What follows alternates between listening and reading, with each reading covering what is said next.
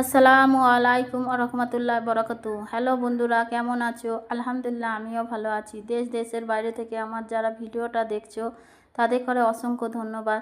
দেখতে পাচ্ছ সকালে উঠি আমি লাল চা করছি, কারণ গলাটা এতই ব্যথা হয়ে আছে, এই কারণে আজকে লাল চা করছি।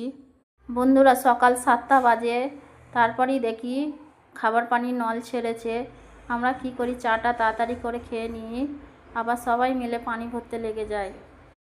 এইখানে এতগুলো ব্যারেল দেখতে পাচ্ছ বন্ধুরা, এতগুলো ব্যারেলে আমাদের 10-15 দিন ধরে পানি ভরে রাখতে লাগে। এইখানে আমার 2 মেয়ে পানি ভরছে আর পানি লে খেলছে। এত বলছে আমার মেয়েদের ঘরে যে পানি লে খেলিনি, জ্বর সর্দি হবে, তবু শুনছে না। দেখতে পাচ্ছ বন্ধুরা কেমনভাবে পানি ভরছে আর পানি লে খেলছে। এর ওপরে পানি ঢালছে, ওর ওপরে পানি ঢেলে ঢেলে পুরো তো জামা কাপড় পুরো ভিজিয়ে ফেলেছে।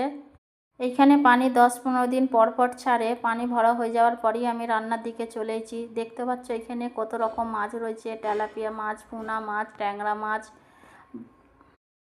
আর আছে বান মাছ। আমার বর এই মাছগুলো নিজে নদী থেকে ধরে এনেছে। আর এইখানে দই দেখতে পাচ্ছ, দইটা বরফ হয়ে গেছে, ওই জন্য অল্প পানি দিয়ে দইটাকে আমি গলাবার লেগে রেখে দিয়েছিলাম। তারপরে এই বান মাছগুলো আমি আজ রান্না করব, এর রেসিপি তোমাদের কাছে আমি তুলে ধরেছি। হলদি, নুন, লঙ্কা দিয়ে আমি ভালোভাবে ম্যাগনেট করে নেব। ম্যাগনেট করে নেওয়ার পর 5 মিনিট আমি রেখে দেবো। রেখে দেওয়ার পরই দেখতে পাচ্ছ কত সুন্দর কালার। তারপরে তেলটা গরম হয়ে গেছে। গরম হয়ে যাওয়ার পর একটা একটা করে আমি মাছগুলোকে হালকা করে আমি ভেজে নেব, কারণ বেশি ভাজলে এর টেস্টটা নাকি চলে যায়, ওই কারণে হালকা হালকা করে আমি বান মাছগুলো ভেজে নেব। এইভাবে তোমরা মাছটাকে হালকা করে ভাজবে। দেখতে পাচ্ছ আমার মাছটা ভাজা হয়ে গেছে। মাছটা ভাজা হয়ে যাওয়ার পর আমি মাছটা তুলে নিচ্ছি প্লেটে। আজ আমি মাছ রান্নাটা কিভাবে করব বন্ধুরা, তোমরা দেখতে থেকো। এখানে আমি শুকনো নারকেল নিয়েছি, গোলমরিচ নিয়েছি, ডালচিনি নিয়েছি, একটা কাঁচা লঙ্কা নিয়েছি। অল্প পানি দিয়ে এটা পেস্ট করে নেব। করে নেওয়ার পরে আমার বাদামের কথাটা একটুও বলে মনে ছিল না, তারপর বাদামটা মনে পড়ে যাওয়ার পর আমি বাদামটা এতে দিয়ে নিয়েছি। আর পর আবার পেস্ট করে নিচ্ছি। এখানে আমার তেলটা গরম হয়ে গেছে। যেই মাছ ভেজেছিলাম যেই তেলে, ওই তেলই আমি আজ রান্না করব। এখানে 5 ফোড়নে আমি ফোড়ন দিয়ে নিয়েছি।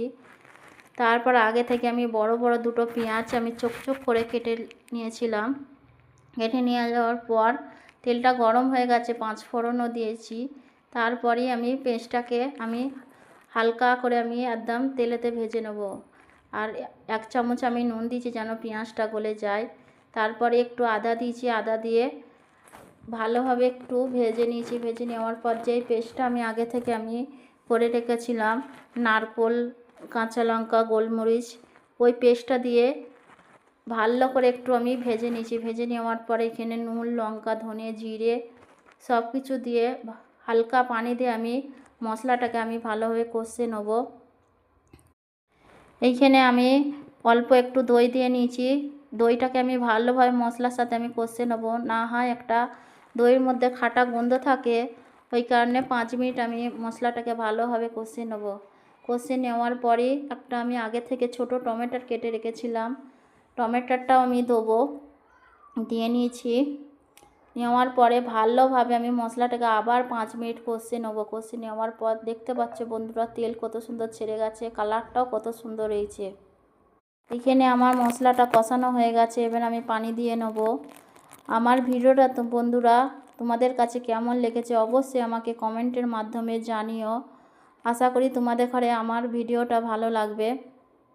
যারা আমার নতুন বন্ধু আমার এই ভিডিওটা দেখছো, সাবস্ক্রাইব করে পাশে থেকো।